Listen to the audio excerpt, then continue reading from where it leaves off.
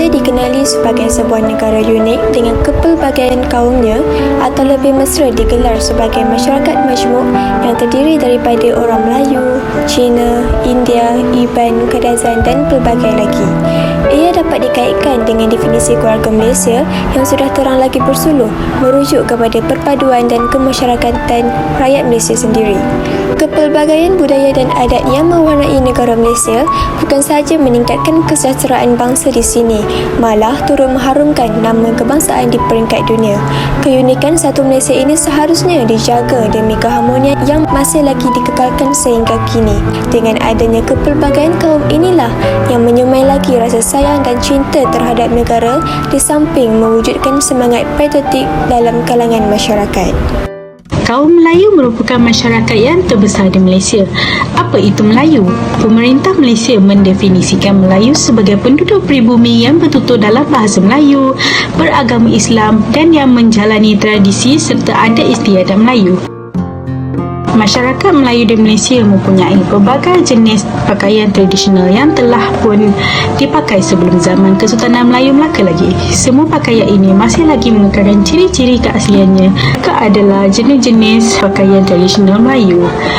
Baju Melayu bagi lelaki, baju kurung bagi perempuan, juga baju kebaya untuk perempuan. Orang ramai terkenal dengan hidangan kurus mereka. Pelbagai hidangan mengandungi unsur lemak dari nasi hingga lauk. Lemak yang diperoleh daripada santan adalah pelengkap kepada pelbagai jenis hidangan seperti nasi dagang, nasi kuning, kari daging, kari ikan dan kari sayur. Nasi lemak yang biasanya terdiri daripada sos ikan teri, kacang goreng dan timun yang dihiris, ayam atau telur sebagai makanan tambahan adalah menu kegemaran hampir semua rakyat Malaysia tanpa mengira bangsa. Selain daripada nasi lemak, terdapat pelbagai lagi jenis-jenis makanan tradisional rakyat Melayu sebagai contoh lemang, rendang dan sate. Terdapat 4 jenis perayaan yang disambut oleh masyarakat Melayu Islam di Malaysia. Antaranya ialah Hari Raya Aidilfitri, Hari Raya Aidiladha, Awal Muharram dan Maulidur Rasul. Pada tanggal 1 Syawal tahun Hijrah, seluruh rakyat Malaysia Islam di dunia akan menyambut Hari Raya Aidilfitri. Di Malaysia, sambutan Hari Raya ini juga disebut sebagai Hari Raya Puasa kerana ianya adalah sebuah perayaan bagi meraihkan kejayaan umat Islam melaksanakan kewajipan puasa pada bulan Ramadan. Hari Raya kedua adalah Hari Raya Aidiladha atau juga disebut sebagai Hari Raya Haji dan Hari Raya Korban. Hari Raya ini menandakan berakhirnya tempoh mengerjakan ibadah haji di Mekah, iaitu sehari selepas jemaah haji mengerjakan wukuf di Arafah. Perayaan yang ketiga pula ialah Awal Muharram atau Ma'al Hijrah, merupakan satu hari penting bagi umat Islam kerana menandakan peristiwa penting yang berlaku dalam sejarah Islam, iaitu memperingati penghijrahan Nabi Muhammad SAW dari kota Mekah ke Madinah pada tahun 622 Masihi. Tahun hijrah Rasulullah SAW dari Mekah ke Madinah itu diambil sebagai permulaan kiraan bagi kalender hijrah. Dan yang terakhir sekali ialah sambutan Maulidur Rasul. Apabila disebut Maulidur Rasul, umum memahami ungkapan ini bermaksud hari keputeraan junjungan besar Nabi Muhammad SAW dilahirkan di Tanah Suci Mekah pada 20 April tahun Masihi 571 bersamaan 12 Rabiul Awal tahun Gajah. Penduduk Sabah terdiri daripada 33 kumpulan pribumi yang berkomunikasi dalam lebih 50 bahasa dan 80 dialek etnik. Berikut merupakan antara 3 suku kaum terbesar di negeri Sabah. Yang pertama adalah Kadazan Dusun. Kadazan Dusun ialah istilah yang diberikan kepada penyatuan klasifikasi 2 puak asli di Sabah. Mereka juga merupakan kumpulan etnik terbesar yang terdiri daripada kira-kira 1/3 daripada penduduk Kadazan dan Dusun. Murut adalah sebuah kumpulan etnik pribumi yang terdiri daripada 29 kumpulan sub-etnik yang menduduki kawasan pedalaman di kawasan utara Borneo. Secara tradisionalnya, mereka adalah penanam padi huma dan ubi kayu. Selain itu juga, mereka juga melakukan aktiviti-aktiviti seperti memburu dan menangkap ikan. Yang ketiga adalah orang bukan asli, iaitu orang Cina yang terdiri daripada kumpulan bukan pribumi yang terbesar di Sabah. Majoriti etnik Cina di sini adalah keturunan Hakka dan ramai daripada mereka terlibat dalam bidang pertanian hingga hari ini. Sarawak merupakan negeri terbesar di Malaysia dan terkenal dengan keunikan dan kepelbagaian kaum dan etnik. Sarawak mempunyai 6 suku kaum terbesar dan seramai lebih kurang 40 sub-etnik. 6 suku kaum terbesar di Sarawak terdiri daripada suku kaum Iban, kaum Cina, kaum Bidayuh, kaum Melayu dan juga orang Ulu. Kepelbagaian kaum di Sarawak menjadikan Sarawak sebagai sebuah negeri yang penuh dengan adat, budaya, tradisi dan agama yang berbeza namun saling bertoleransi dan menghormati antara satu sama lain.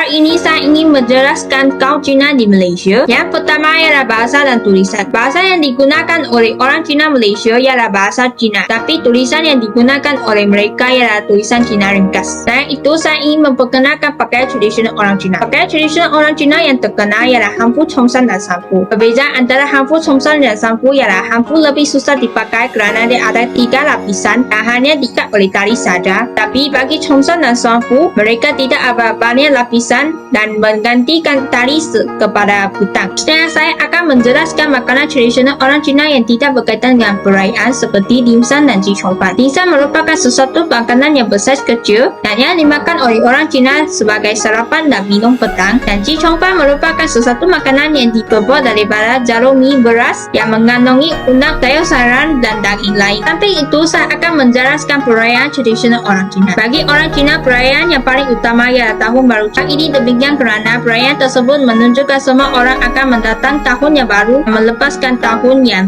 lama. Seterusnya, orang tua juga akan memberi ampau kepada kanak-kanak sebagai petua untuk mereka. Setelah itu, orang Cina juga menyambut pesta Tuan Wu untuk memperingati seorang penyair yang terkenal yang bernama Xu Yuan masa dinasti Chun Chu. Pada masa tersebut, orang Cina akan makan zongzi dan mengadakan pertandingan perahu naga untuk mengeratkan semangat persaudaraan antara masyarakat Cina. Tambahan pula, masyarakat Cina akan menyambutkan perayaan kuih bulan pada hari ke-15 Ogos mengikutkan kalender lunar mereka. Masyarakat Cina akan makan kuih bulan semasa perayaan tersebut, dan bagi pasangan, suami dihendaki menyediakan kuih bulan kepada ibu bapa isterinya sebagai tanda hormat. Orang India Malaysia ialah rakyat Malaysia yang berasal dari India. Kebanyakan mereka datang ke Malaysia semasa zaman penjajahan British di Malaya. Kaum ini merupakan kaum ketiga terbesar di Malaysia selepas kaum Melayu dan kaum Cina. Sekarang kita melihat tentang makanan tradisional kaum India. Thosai terdiri daripada pelbagai jenis, antaranya thosai telur, thosai rebus, thosai bawang. Seterusnya ialah idli. Idli ialah dimakan pada waktu sarapan, dihidangkan dengan sambal ataupun kari ayam. Seterusnya nasi daun pisang. Masyarakat India juga terkenal dengan hidangan dalam daun pisang yang juga dipercayai dapat membantu sistem penghadaman tubuh. Seterusnya ialah perayaan tradisional India. Perayaan tradisional India yang pertamanya ialah Diwali. Diwali dikenali sebagai pesta cahaya orang Hindu dan Sikh biasanya menyambut Diwali. Diwali merayakan kemenangan perjuangan menentang kejahatan dan penghapusan kegelapan rohani. Seterusnya ialah Pongal. Orang India akan menyambut perayaan Pongal di tengah Januari untuk merekodkan pergerakan matahari bergerak ke utara, dan mereka akan merayakan Pongal tersebut selama 3 hari berturut-turut. Seterusnya ialah Thaipusam. Penganut Hindu akan membuat persiapan lebih awal untuk menyambut perayaan itu dengan menyucikan diri melalui solat dan puasa. Seterusnya ialah pakaian tradisional India. Sari adalah pakaian untuk kaum India yang berjantina perempuan, dan ia adalah pakaian seharian atau dipakai pada musim perayaan. Seterusnya ialah dhoti. Dhoti adalah salah satu pakaian lelaki India. Dia berbuat daripada kain putih. Kebanyakan pakaian dhoti hanya boleh dilihat pada hari perkahwinan semata-mata kerana generasi kini tidak lagi berminat dengan pakaian dhoti walaupun ia tradisional. Kemampuan setiap kaum dan rakyat Malaysia untuk setia memelihara dan menjaga keharmonian ini haruslah diberi penghargaan kerana sudah pasti ianya tidak semudah seperti yang dijangka dan dilihat. Pasti banyak cabaran dan halangan yang sama maupun berbeza yang ditempuh oleh setiap kaum di Malaysia. Contoh yang boleh dikaitkan adalah apabila wujudnya wabak virus COVID-19 yang sehingga kini masih menyerang manusia di seluruh dunia termasuk Malaysia tanpa mengira umur. Namun, kekuatan dan keutuhan semangat masyarakat di negara tercinta ini untuk mengambil berat dan menghulur bantuan kepada rakyat tanpa mengira kaum memang tiada tandingan dan dipercayai mampu menjadikan negara Malaysia sebagai sebuah negara yang lebih harmoni dan sejahtera. Oleh yang demikian, tetaplah memperjuangkan keharmonian masyarakat Malaysia ini tanpa mengira kaum agar sentiasa dipelihara dan mampu melahirkan sebuah perpaduan yang lebih utuh di samping meningkatkan rasa cinta dan sayang di antara satu sama lain. Hai, Assalamualaikum. Nama diberi Nurfiqaina binti Kazali. Nombor metrik 284274. Nama saya Jai dan matrik nombor saya ialah 28511. Nama saya Duduk Syafiqah binti Abdullah. Nombor metrik 283057. Nama saya Lati Bagai Ramadan. Kad metrik saya ialah 282621.